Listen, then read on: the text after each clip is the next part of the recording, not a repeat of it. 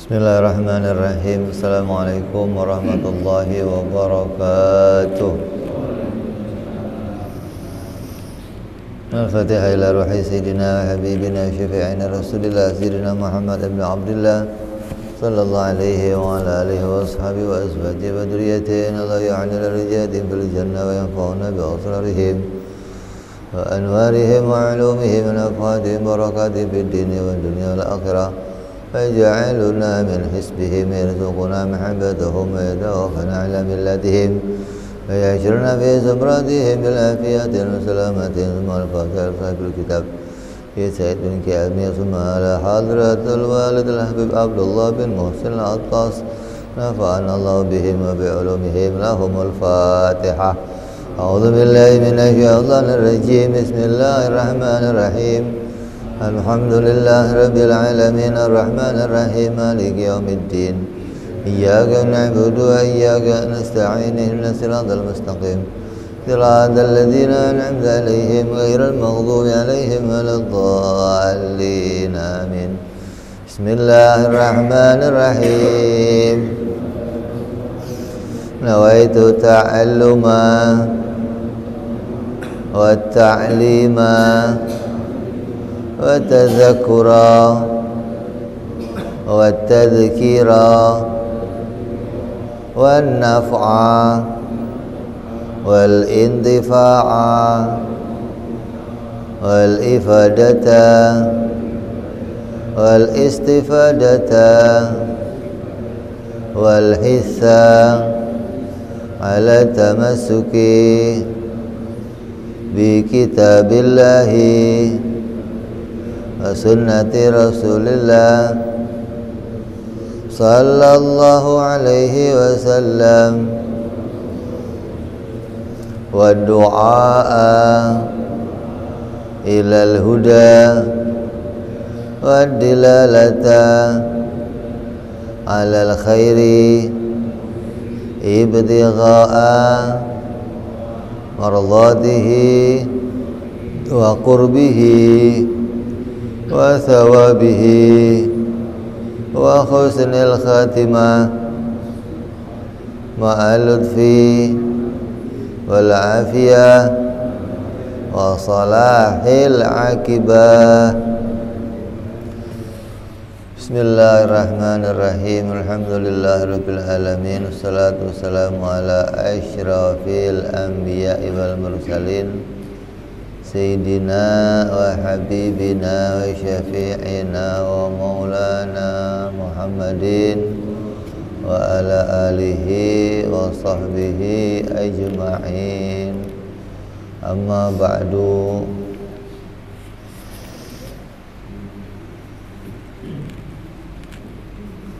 قال مصنف الكتاب رحمه الله نفعنا به وبعلومه في الدارين.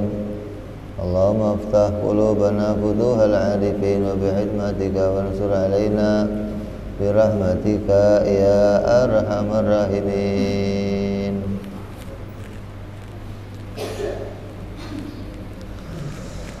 Melanjutkan pembahasan kita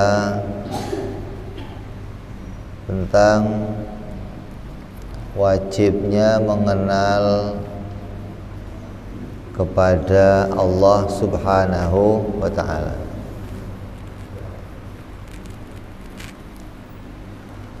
Di antara perintah beragama, maka mengenal Allah itu menjadi dasarnya agama, pondasinya agama.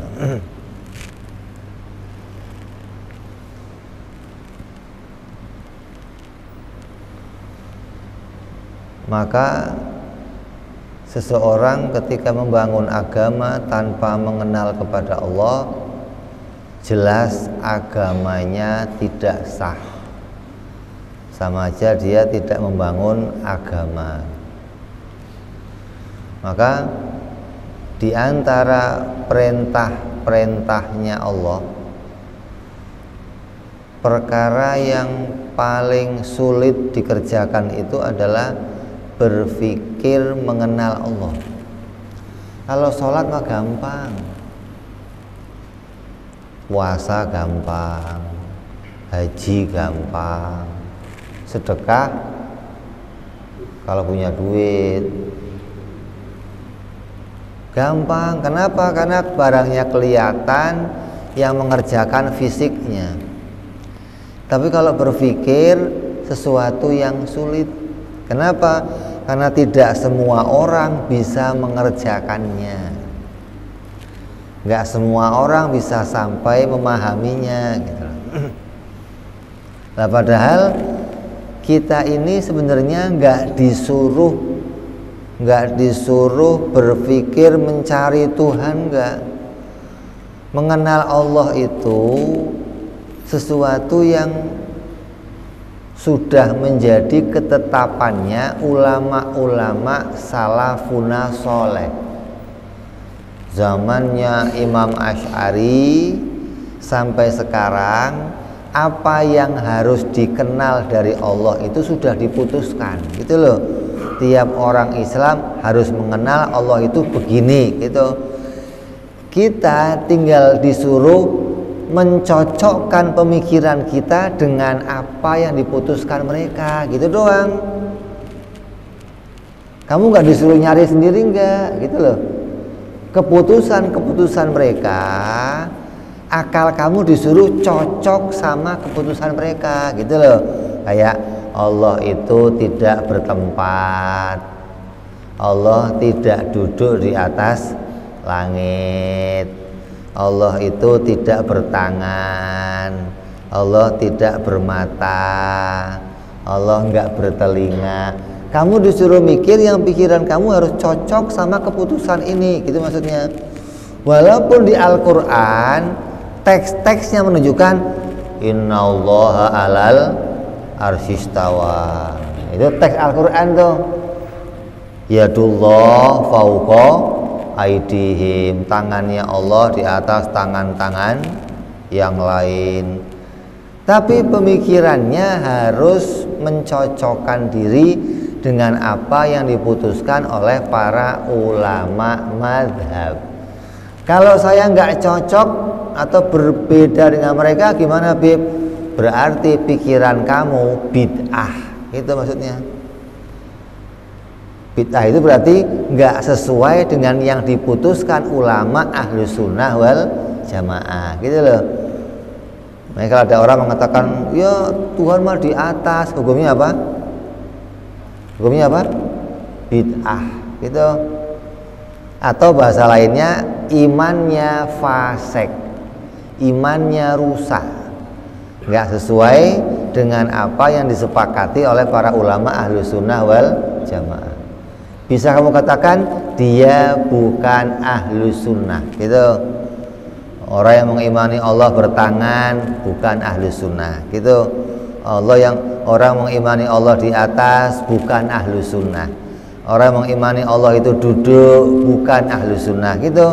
Kenapa? Karena imannya orang Ahlus Sunnah udah dituntun oleh para pendahulunya harus begini nih, gitu loh. Jadi berpikir itu bukan kamu suruh nyari sendiri, bukan. Cuman suruh nyocokin sama yang mereka sudah putuskan. Kayak cara kamu sholat, kamu nggak disuruh nyari sendiri gimana cara sholat, enggak. Yang dikerjakan Imam Syafi'i dituntunkan kamu kerjakan sama seperti itu, gitu doang, gitu loh. Oh, caranya rukunnya ada 13. Oh, yang pertama rukunnya ini, yang kedua rukunnya, kerjakan sama dengan yang mereka kerjakan, beres. Jadi beragama itu nggak sulit, enggak. Kamu cukup mengenal 20 sifat Allah, kamu kenal sifat-sifat Nabi, kamu sah beragamanya. Itu loh. Ini cara iman nih. Ketika kamu kenal sifat-sifat Allah, kenal sifat-sifat Nabi, iman kamu sah. Cara beragama kamu benar. Kok kamu beragama nggak kenal Allah, nggak kenal sifat-sifat Nabi, berarti iman kamu dianggap tidak terbangun, gitu. Pokoknya ada orang yang tiba-tiba udah yang penting sholat aja, Gimana berarti nggak bangun keimanan dong, nggak bangun pondasi agama dong. Ya, jadi kita menyampaikan ini karena ini adalah kepentingan yang mutlak. Dikatakan apa? Bahwa ilmu tauhid adalah semulia-mulia ilmu secara mutlak. Semua ulama sepakat tidak ada ilmu semulia ilmu tauhid. Sebuah ilmu itu menjadi mulia karena apa yang dipelajari, gitu. Jadi mau melihat ilmu nih, ini tingkat ilmu ini sama ilmu ini mulia mana? Lihat dari apa? Yang dipelajari apa, gitu loh. Belajar ilmu nahwu, yang dikaji apa?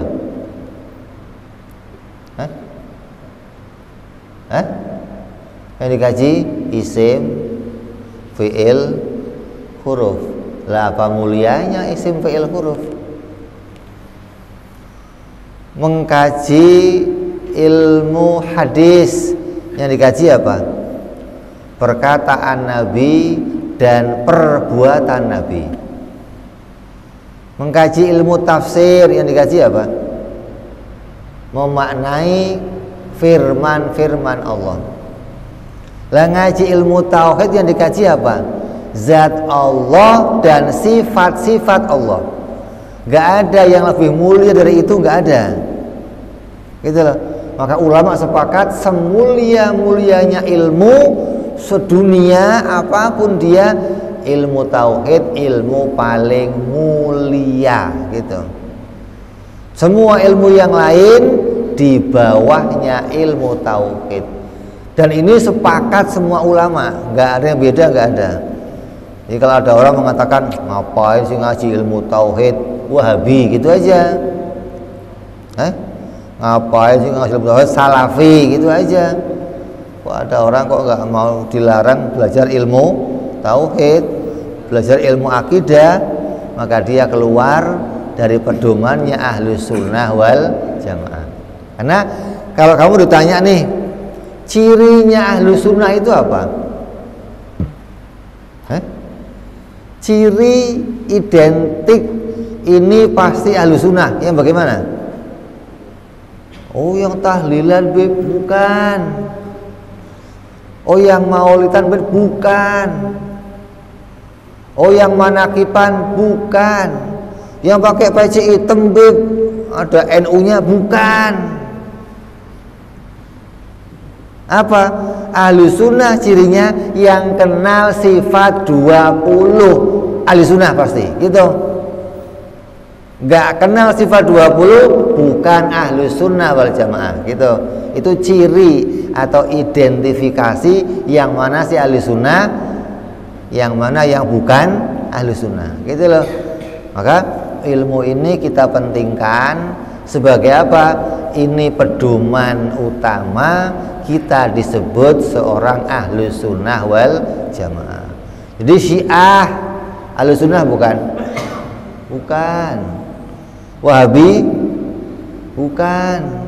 Salafi bukan. Mu'tazilah bukan. Kenapa? Siapa yang tidak mengajarkan sifat 20, maka dia keluar dari kesepakatan ulamanya Ahlus Sunnah wal Jamaah. Itu pedoman yang paling gampang dah. Jadi kamu jangan ikut-ikut orang-orang yang pokoknya kalau tahlilan Ahlus Sunnah tahlilan, maulidan, manakib itu pakaian, itu bentuk luarnya, gitu loh. Bentuk dalamnya gimana, gitu dong. Oh, dalamnya yang terbangun mengenal sifat 20, baru dia namanya Ahlus Sunnah wal Jamaah. Lah, caranya hanya dengan mengenal 3 perkara bagi Allah, yang wajib bagi Allah, yang mustahil bagi Allah, yang jaiz bagi Allah. Udah, maka kita disebut Ahlus Sunnah wal Jamaah, gitu. Kan gampang. Kalau bicara pengakuan, semua kelompok ngakunya ahli sunnah. Karena kelompok yang terbaik itu ya ahli sunnah. Ini ngaku ahli sunnah, ngaku ahli sunnah. Ya boleh aja kamu ngaku-ngaku. Tapi dalam ahli sunnah punya pedoman gitu loh. Yang akan kami sebut ahli sunnah siapa? Ya yang begini ini gitu. Kalau nggak begini, keluar. Dan ini hal yang disepakati oleh seluruh ulama ahli sunnah wal jamaah. Mulai kapan, Bib? Mulai tahun 300 Hijriah. Berarti kemari udah berapa tahun tuh? Kalau sekarang 1400 berarti udah 1100 tahun yang lalu udah disepakati oleh seluruh ulama. Dan ini sedunia begitu sama. Ente mau nanya ulama India, ulama Afrika, ulama Yaman, ulama Malaysia, semua sama. Ahli sunnah bagaimana? Sifat 20. Itu identifikasi gitu. Ya. Jadi makanya nih alhamdulillah di masjid ini kita bisa mengkaji ilmu ini yang kita mau membentengi anak-anak kita, keluarga kita dari paham-paham di luar ahli sunnah wal jamaah. Jadi mereka itu jangan hanya dikenalkan pakaiannya doang, tapi kita mau cetak dalamnya mereka jadi ahli sunnah gitu loh.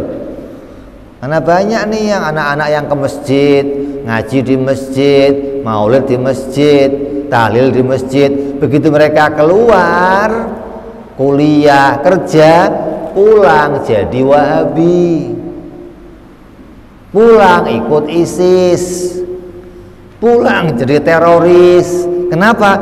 Dalamnya nggak dicetak jadi ahli sunnah wal jamaah, luarnya doang dikasih pakaian ahli sunnah. Ketika keluar, dalamnya diisi sama mereka. Maka kita nggak hanya mengisi luarnya, tapi pengen dalamnya juga kita isi, gitu loh.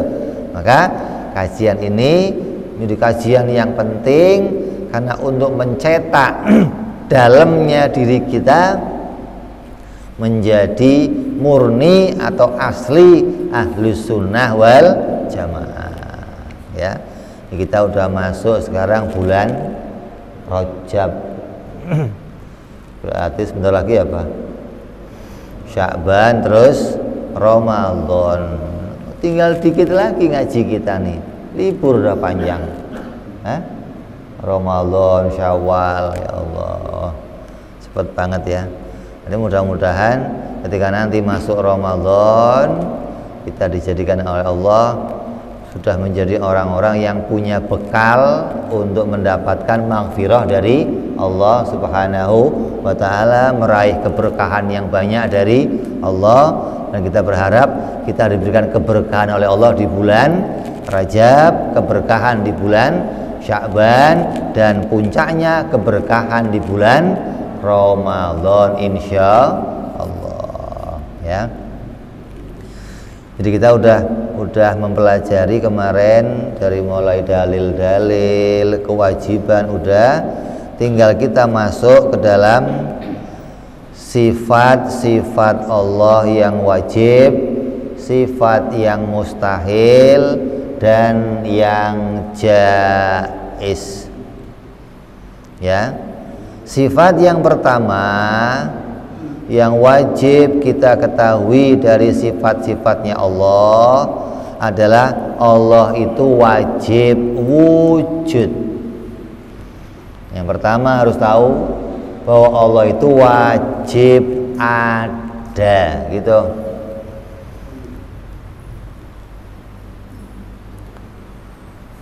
Siapa orangnya yang meyakini Allah itu enggak ada, hukumnya apa? Hukumnya apa? Kafir. Resmi itu.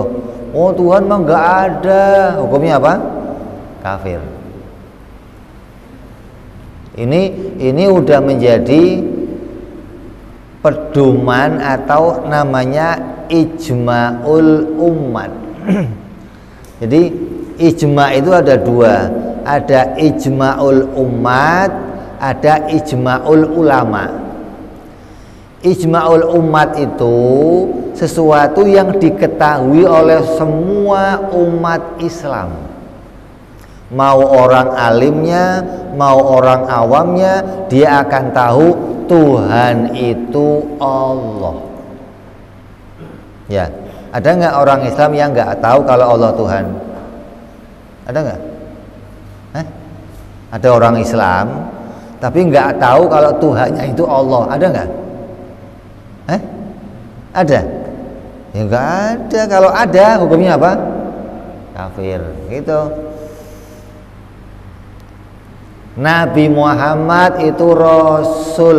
Ada nggak orang Islam yang nggak tahu? Ada nggak? Nggak ada. Semua orang Islam tahu. Siapa yang nggak tahu Nabi Muhammad itu Rasul, hukumnya apa? Kafir. Itu namanya ijma'ul umat. Semua umat Nabi Muhammad tahu, mau yang alimnya, mau yang awamnya, semuanya tahu. Jadi yang mengingkari hukum-hukum itu hukumnya kafir. Nah, beda dengan ini nih. Kalau 20 sifat ini namanya ijma'ul ulama. Yang ngerti ini diputuskan oleh para ulama. Yang nggak ngaji, ya nggak tahu. Gitu nih. Kalau yang tadi mau ngaji nggak ngaji, orang Islam pasti tahu. Sholat sehari 5 kali. Ada nggak orang Islam yang nggak tahu? Ada. Kalau nggak tahu gimana? Kebangetan banget loh gitu. Orang Islam bukan ente gitu. Sholat duhur 4 rakaat. Ada orang Islam yang nggak tahu? Itu namanya ijma'ul umat. Sesuatu yang diketahui oleh semua umat Islam. Tapi kalau mengenal Allah dengan 20 sifat ini namanya ijma'ul ulama gitu. Sesuatu yang diputuskan oleh para ulama, yang tahu ya harus ngaji. Karena beritanya tidak menjadi berita yang umum diketahui oleh orang Islam. Kalau kamu nggak ngaji khusus, ya nggak kenal. Lah, yang nggak meyakini, nggak mengenali, nggak memahami 20 ini bagaimana?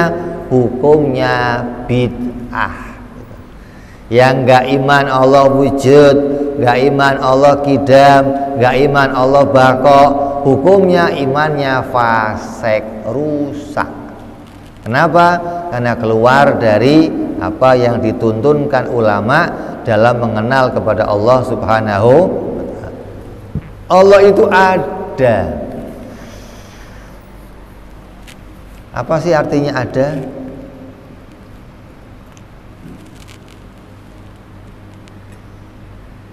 Ada itu apa?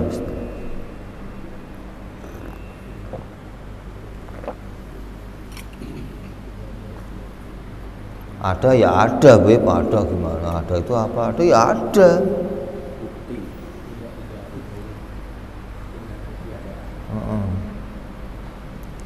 Itu keadaan adanya ya. Jadi adanya Allah itu bukan sesuatu yang berawal, yang enggak diketahui, yang enggak didahului dengan ketiadaan.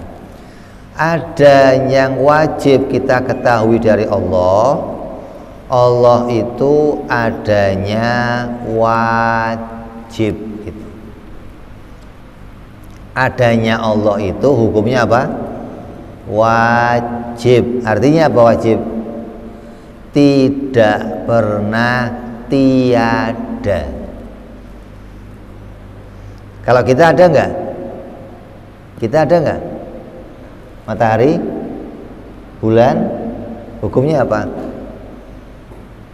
Adanya kita hukumnya apa menurut akal? Jaiz gitu. Jadi kita harus tahu bedanya nih. Allah itu ada. Hukumnya apa adanya Allah? Wajib. Maknanya apa? Allah itu adanya tidak pernah mengalami ketiadaan gitu. Jadi Bukan Allah itu dulu pernah nggak ada, terus tiba-tiba nongol sendiri, nggak begitu, enggak. Allah itu memang asli ada. Sesuatu yang wujudnya asli ya hanya Allah. Kalau kita wujud, tapi namanya wujud-wujudan gitu. Bukan wujud beneran, bukan asli. Kenapa? Karena wujud kita itu berubah-ubah. Waktu lahir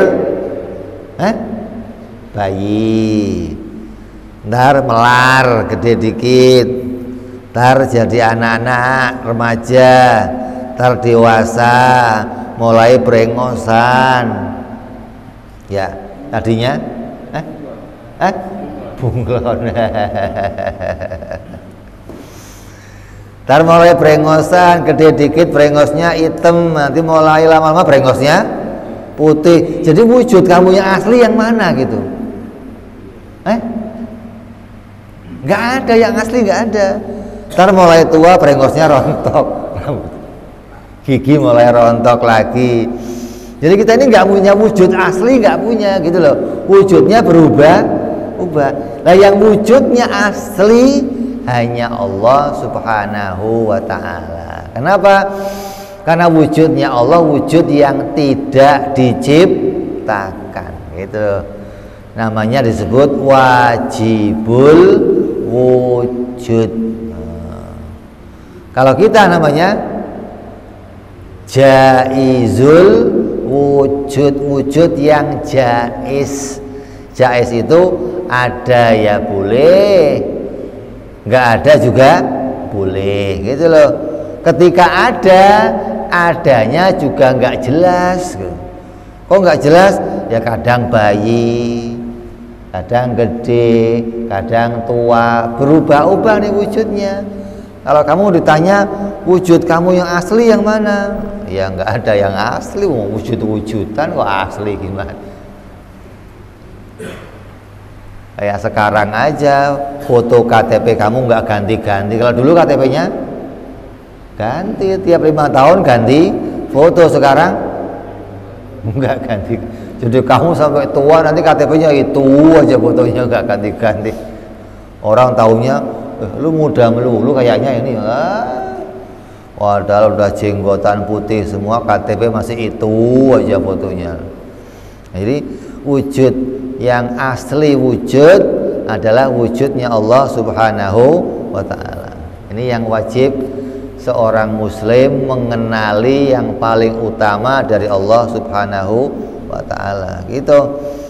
Jadi kamu nggak diperintah tahu yang kayak apa ya wujudnya Allah, nggak ada perintah. Kamu nggak diperintah bayangin Allah itu ada di atas, Allah itu berduduk, enggak, malah kamu bid'ah kalau bayangin itu. Zatnya Allah itu kayak apa ya? Kalau kita kan zatnya dari kulit dan daging, ada tulangnya. Kalau zatnya Allah gimana? Wujudnya Allah enggak wajib kamu tahu. Yang kamu perlu tahu hanya hukumnya. Hukumnya apa? Wajib, udah selesai. Kamu nggak perlu tahu yang bagaimana zatnya, nggak ada perintah itu, nggak ada.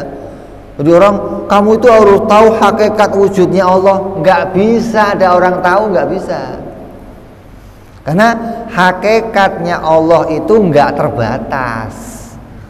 Lah ilmu kita terbatas, jadi nggak bisa kita tahu hakikatnya Allah, nggak bisa.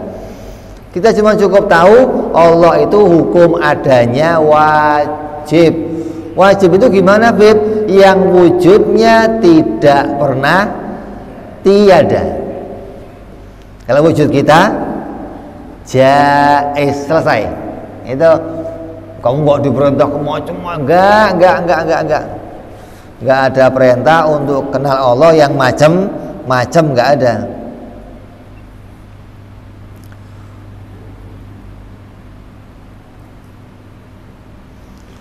Dan Allah itu enggak menerima tiada dari awal sampai akhir. nggak akan pernah tiada awalnya dan akhirnya.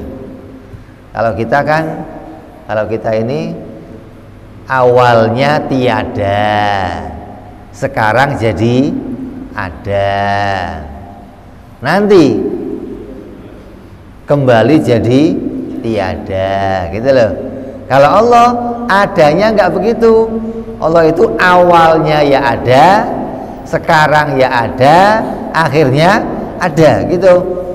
Menunjukkan adanya Allah nggak pernah mengalami ketiadaan. Jadi nggak ada Tuhan nongol sendiri, nggak ada. Kalau makhluk ya Bib, makhluk itu kan dibikin, nggak bisa nongol sendiri Bib. Kalau Allah nongol sendiri gitu. Nongol sendiri itu tadinya nggak ada, tahu-tahu celing jadi ada, gitu. Nongol sendiri namanya. Lu kira jin eprit gitu nongol sendiri? Nggak ada. Allah memang aslinya ada, gitu loh. Ini pikiran kita kok susah pahamnya Bib, harus dipaksa memahami ini, gitu. Kalau enggak, berarti pikiran kamu enggak cocok sama ulama ahlus sunnah wal jamaah, gitu. Kan gampang, tinggal melatih berpikir untuk memahami, oh Allah itu wajib ada, gitu doang. Yang harus dilalui pikiran kamu udah ditata nih, tinggal kamu menjajaki pikiran kamu masuk ke arah itu, gitu. Bukan suruh mikir yang kayak apa Tuhan, enggak disuruh begitu, enggak. Cukup tahu Allah itu ada dan hukum adanya wajib. Yang dimaksud wajib apa? Enggak ada awalnya dan enggak ada akhirnya. Enggak pernah tidak ada awalnya dan enggak akan pernah tiada pada akhirnya, gitu.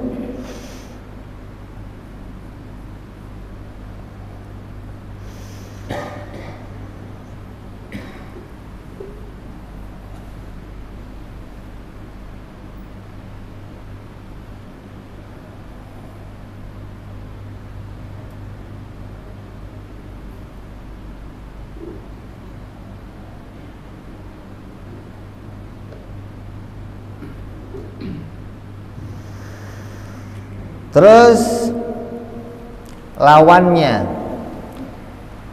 kalau kamu sudah tahu Allah itu ada dan hukum adanya itu wajib, maka lawannya dari ada itu apa? Lawannya adalah tiada. Maka apa hukumnya kalau Allah tiada? Hukumnya mustahil, gitu. Jadi wajib adanya, mustahil tiadanya. Kalau kita adanya boleh-boleh saja, tiadanya boleh-boleh saja, namanya jaizul wujud, wujud yang jaiz. Kalau Allah adanya wajib, tiadanya mustahil. Tiada itu apa? Tiada itu ya nggak ditemukan apapun, namanya tiada, gitu. Kalau ada siapa? Ada itu sesuatu yang ditemukan sifatnya. Sesuatu yang disebut wujud atau ada, yang bagaimana? Yang sesuatu itu dijumpai sifatnya, namanya barangnya ada, gitu. Sebaliknya sesuatu yang tiada yang bagaimana? Sesuatu yang nggak dijumpain sifatnya, namanya tiada. Gelas ada, disebut ada kenapa? Dijumpai sifat-sifatnya, gitu. Kalau tiada, yang nggak dijumpai sifat-sifatnya, gitu. Lah Allah itu adanya wajib, berarti kita itu mengimani Allah zat yang dijumpai sifatnya. Dan semua sifat Allah itu tetap, nggak pernah mengalami perubahan, nggak ada. Kalau sifat kita berubah-ubah, ya. Kalau lagi punya duit senang, kalau punya duit cemberut. Nah, kalau istri lagi istri lagi senyum ente bahagia. Asal istri lagi cemberut ente sedih dah. Kadang lapar, kadang kenyang, kadang ngantuk, kadang seger, kadang tidur, kadang melek. Ini menunjukkan sifat kita, sifat yang berganti-ganti, sifatnya berubah. Kenapa sifatnya berubah? Karena wujudnya wujud-wujudan.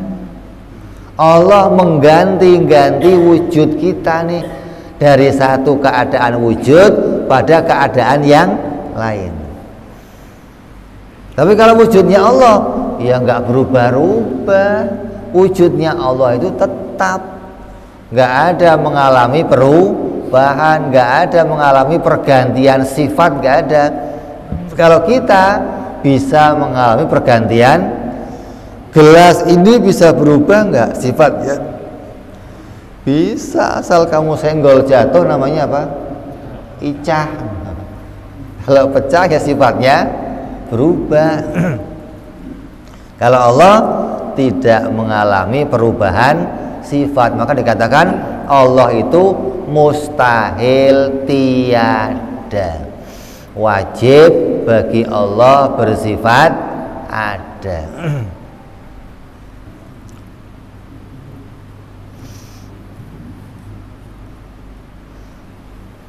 Nah, di antara makhluknya Allah, ada makhluk yang diciptakan tadinya nggak ada, terus jadi ada. Setelah ada, dia ada terus, nggak mengalami tiada lagi. Siapa itu makhluknya? Tadinya nggak ada, terus jadi ada. Setelah diadakan, nggak berubah lagi jadi tiada, tapi dia ada terus. Siapa itu? Hah?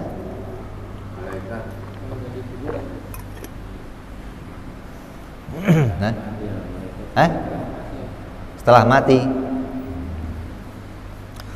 alam baka namanya. Alam bako. Contohnya apa? Surga. Tadinya apa? Nggak ada, terus jadi, terus setelah ada terus selamanya tuh. Kenapa? Karena Allah melanggengkannya untuk ada terus. Apalagi contohnya? Neraka. Apalagi? Nyawa, jiwa, ruh kita itu tadinya nggak ada, terus jadi, dan setelah ada nggak pernah lagi lenyap, nggak pernah, ada terus.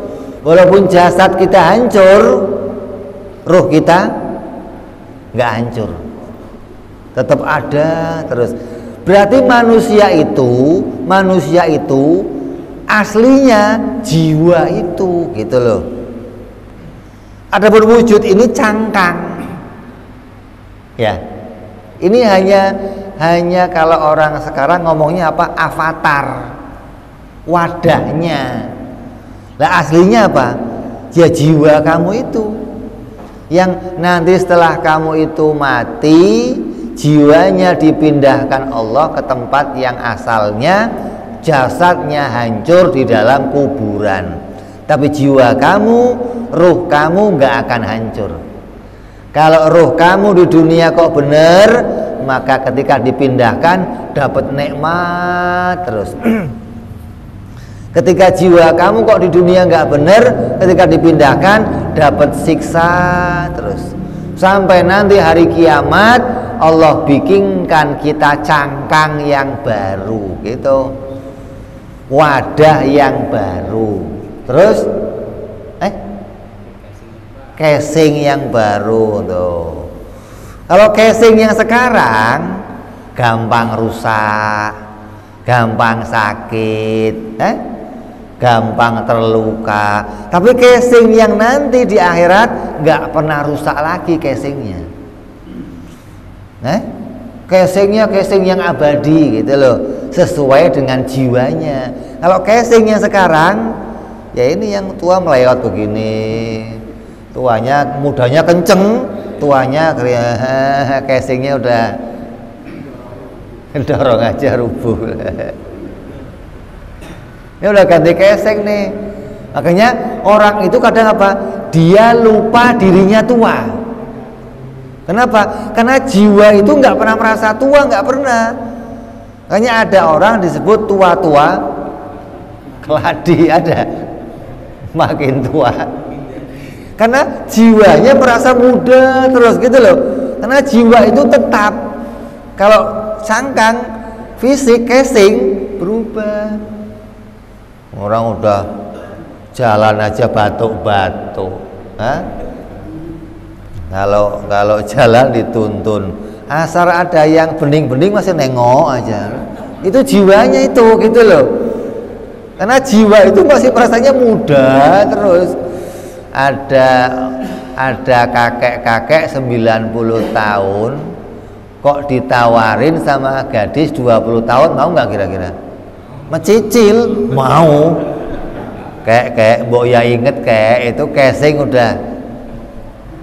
Ya, kenapa? Jiwanya gitu, jiwa tetap gitu.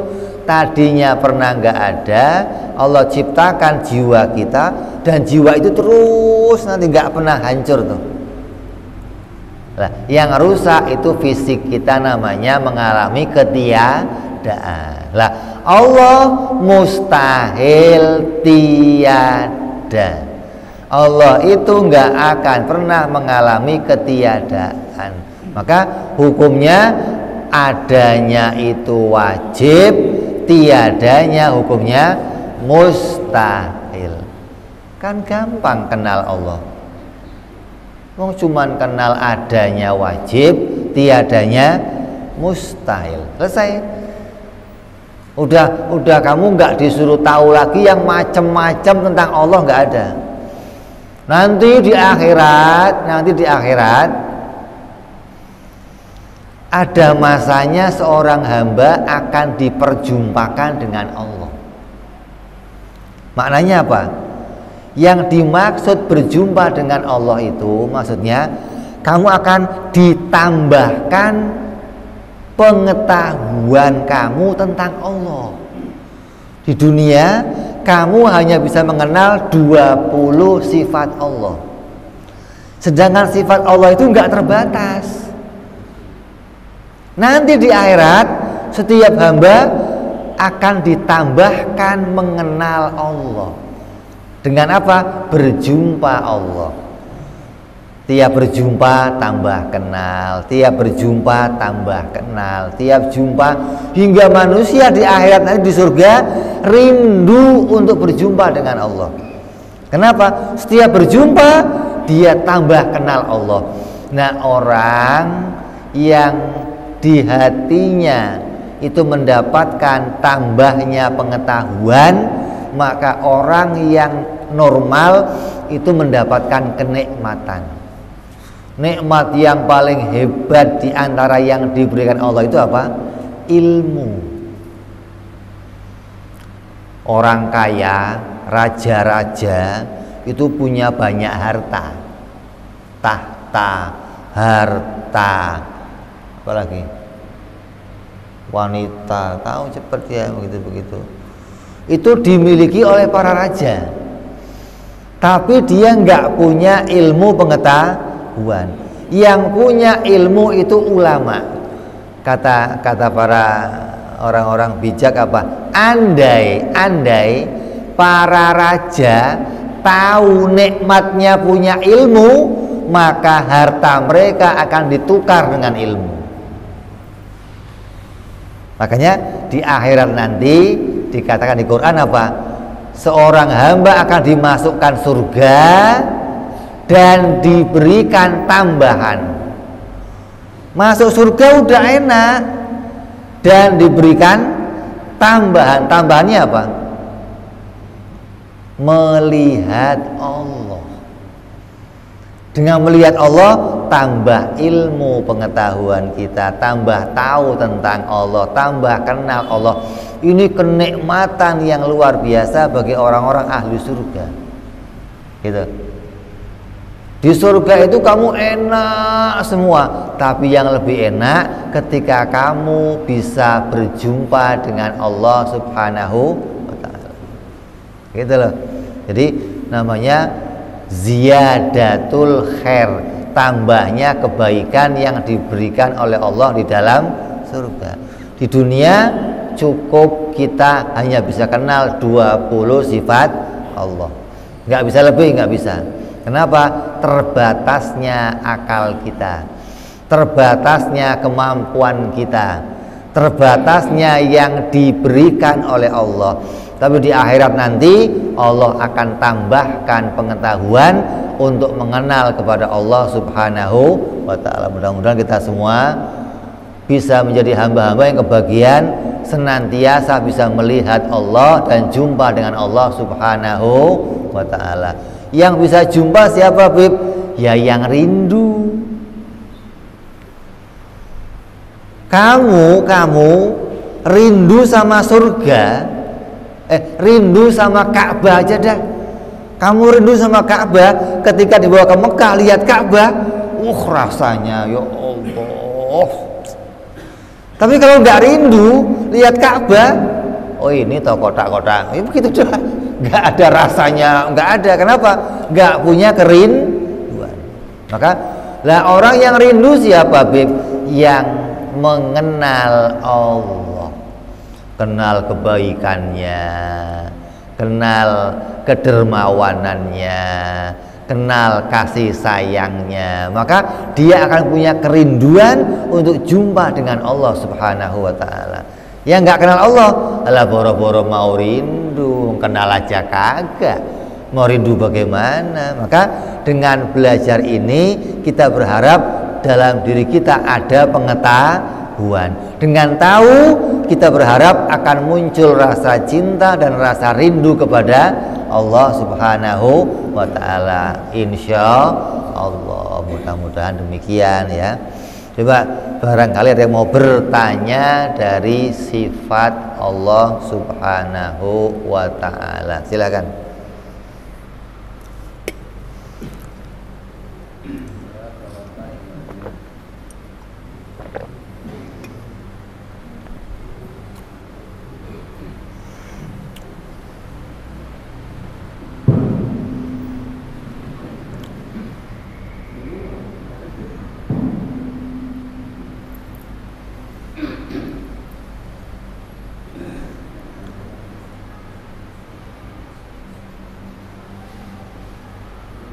Tinggal dibuka aja, dipakai malu-malu kayak bukan ustadz aja.